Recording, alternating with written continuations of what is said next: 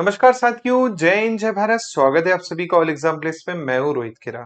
दोस्तों, आज के इस वीडियो में हम बात करने वाले हैं यूपी पीएससी की असिस्टेंट प्रोफेसर भर्ती की, जो कि आपकी आ चुकी है, जिसमें 1253 पद है। इस वीडियो में हम जानेंगे इसके एग्जाम पैटर्न के बारे में, क्योंकि एग्जाम पैटर्न यहाँ पर चेंज हो चुका है। जो पहले एग्जाम होता था अब वैसा नहीं होगा। तो क्या एग्जाम पैटर्न है अब यहाँ पर मैं आपको बता दूं तो प्री होगा, फिर आपका मेंस होगा, मेंस जो कि आपका रिटर्न होने वाला है, कन्वेंशनल एग्जाम होने वाला है, प्लस आपका लास्ट में फिर क्या होगा, इंटरव्यू होगा। तो 3 स्टेजेस में यहाँ पर एग्जाम जो है आपका बांट दिया गया है। सबसे पहले मैं यहाँ पर आपकी बात करता हूँ प्री की। तो जो स्टूडेंट अपीयर करना चाहते हैं तो सबसे पहले उनको ध्यान रखना है, प्री एग्जाम होगा आपका। प्री एग्जाम आपका ऑब्जेक्टिव होगा, वस्तुनिष्ठ होगा, है ना। ऑब्जेक्टिव पेपर होगा, एमसीक्यू बेस्ड पेपर होगा, है ना। एमसीक्यू यहाँ पर आएंगे। कितने एमसीक्यू आएंगे? तो एक ही पेपर होगा। प्रश्नों की संख्या होने वाली है 120। 120 यहाँ पर प्रश्न होंगे। 30 प्रश्न आप यहाँ पे ध्यान रखेंगे। 30 क्वेश्चन जो होंगे वो जीएस सेक्शन से होने वाले हैं, और 90 क्वेश्चन जो होंगे वो आपके सब्जेक्ट के होने वाले हैं, है ना। गणित के लिए यहाँ पर थोड़ा सा बदलाव है। गणित में जो आपका क्या है, सब्जेक्ट में 70 क्वेश्चन होंगे 90 की जगह, है ना। बाकी जितने सब्जेक्ट हैं सब में आपके 90 क्वेश्चन होने वाले हैं।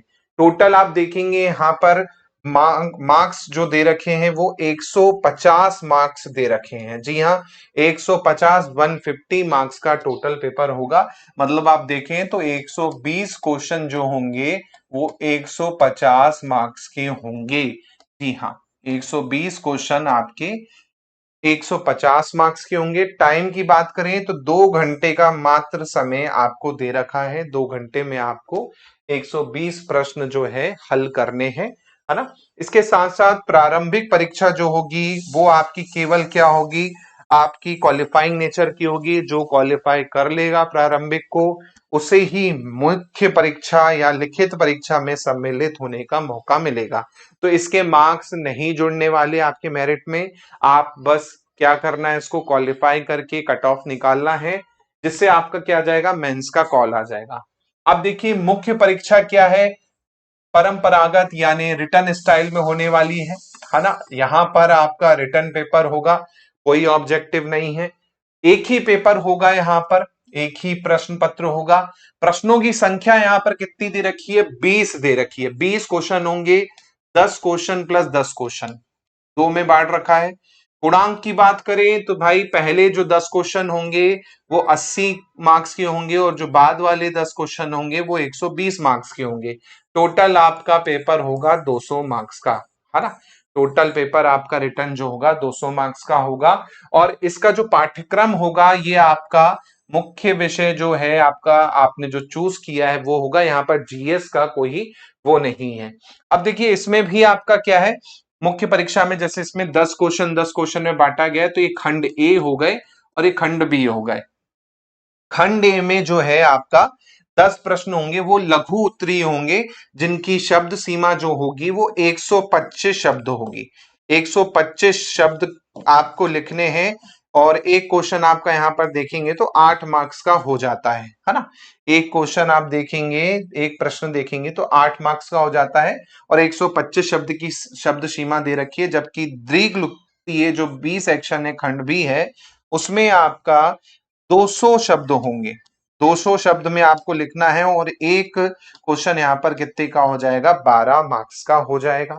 अब यहाँ पर बोला गया है कि उक्त प्रारंभिक परीक्षा और मुख्य परीक्षा के पाठ्यक्रम शासन द्वारा अनुमोदित किए गए। तो पाठ्यक्रम आपको क्या है यहाँ पर लगा दिए गए हैं पूरा का पूरा, उसको भी हम देखेंगे।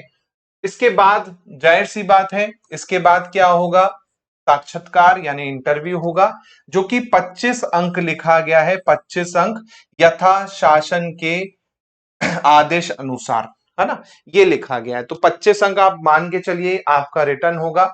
और इसमें यह भी लिखा गया है कि मुख्य परीक्षा और साक्षात्कार परीक्षण में प्राप्त अंकों के आधार पर ही अभ्यर्थियों की श्रेष्ठता या मेरिट को निर्धारित किया जाएगा। मतलब आप देखेंगे तो आपका 200 मार्क्स का रिटर्न पेपर हो गया, और आपका 25 मार्क्स का इंटरव्यू हो गया। तो 225 में से यहाँ पर क्या है, आपकी मेरिट बनाई जाएगी और इसी आधार पर आपका क्या होगा, चयन होगा। अब बात करते हैं यहाँ पर सबसे पहले प्रीलिम्स में जो जीएस आएगा, जनरल स्टडी आएगी, उसमें आप देखिए यहाँ पर क्या बदलाव है, क्या क्या आएगा। तो इसमें आएगा जनरल साइंस। जनरल साइंस में आपका फिजिक्स आ गया, केमिस्ट्री आ गया, बायो आ गया, एनवायरमेंट आ गया, है ना। तो ये सब आपको पढ़ना है ना, बेसिक बेसिक आपको आना चाहिए। फिर है करंट अफेयर, नेशनल लेवल के, इंटरनेशनल लेवल के। तो भाई करंट अफेयर राष्ट्रीय अंतरराष्ट्रीय दोनों पढ़ना है। फिर है history of India including Indian national movement. तो मतलब यहाँ पर एंशंट आ गया, मेडाइवल आ गया और मॉडर्न आ गया, तीनों ही यहाँ पर आ गए। फिर है इंडियन पॉलिटी एंड इकोनॉमी। तो भाई पूरी पॉलिटी आ गई, पूरी इकोनॉमी आ गई। ज्योग्राफी में इंडियन भी पढ़नी है, वर्ल्ड भी पढ़नी है। फिर है mental ability and statistical data analysis, जो कि आपका क्या हो गया, मैथ्स एंड रीजनिंग हो गया। मैथ्स प्लस रीजनिंग दोनों ही आपका आ गया।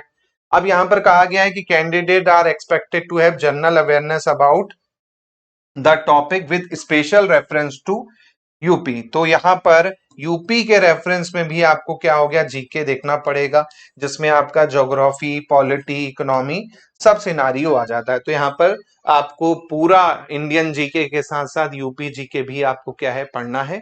और यहां से कितने प्रश्न होंगे प्री में, 30 क्वेश्चन यहां से क्या होंगे, आपके होंगे जीके जीएस वाले सेक्शन से।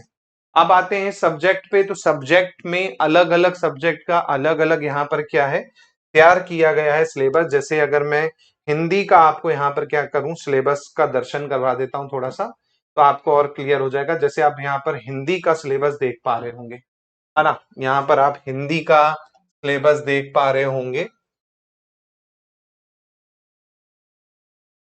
हिंदी का सिलेबस यहाँ पर देखिए आप। हिंदी में आप देखेंगे तो साहित्य का इतिहास आ गया, जिसमें आदिकाल, भक्तिकाल, रीतिकाल, आधुनिक काल, ये पूरा आप देखोगे यहाँ पर आ गया, है ना। इसके बाद आप देखेंगे आपका क्या है, हिंदी का गद्य साहित्य का इतिहास आ जाता है यहाँ पर, है ना। इसके अलावा आप देखेंगे हिंदी पत्रकारिता हो गई, है ना, ये दे दिया है। फिर हिंदी का लोक साहित्य दे दिया है।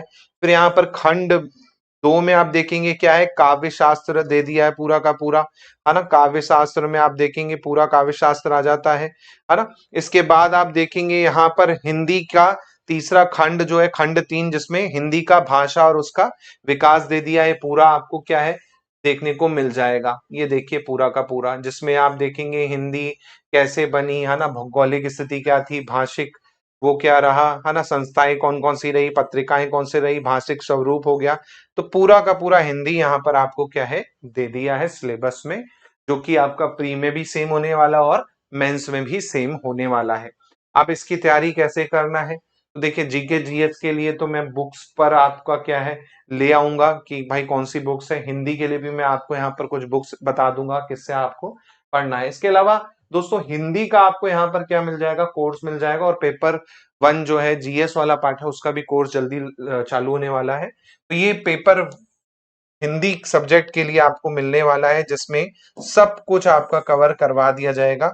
एम के 10 कोड यूज करके 10% एक्स्ट्रा डिस्काउंट यहाँ पर पा सकते हैं, 3599 का है वैसे, और 10% एक्स्ट्रा यहाँ पर ऑफ हो जाएगा। 1 ईयर की वैलिडिटी के साथ रहने वाला ये। और ये कोर्स केवल आपका असिस्टेंट प्रोफेसर में काम नहीं आने वाला, और भी जो हिंदी से संबंधित एग्जाम होंगे सभी में ये काम आपको मिलने वाला है। और जीएस का भी जल्द ही कोर्स क्या है, ऑल एग्जाम प्लेस पर लॉन्च कर दिया जाएगा। तो बिल्कुल वो भी आप क्या कर सकते हैं, वहां से परचेस कर सकते हैं। वीडियो अच्छा लगे, कोई आपका डाउट है कि सर इस पे वीडियो लाएं, तो बिल्कुल कमेंट करके आप अपने मन मुताबिक वीडियो की फरमाइश कर सकते हैं। और वीडियो अच्छा लगा हो तो शेयर कीजिएगा, लाइक कीजिएगा, और चैनल पे नए हैं तो सब्सक्राइब कर लीजिए। ऐसी असिस्टेंट प्रोफेसर से रिलेटेड अपडेट आपको क्या है, हमारे चैनल पे मिलती रहेगी। मिलता हूं मैं आप लोगों से जल्दी नए वीडियो के साथ। जय हिंद, जय भारत, धन्यवाद।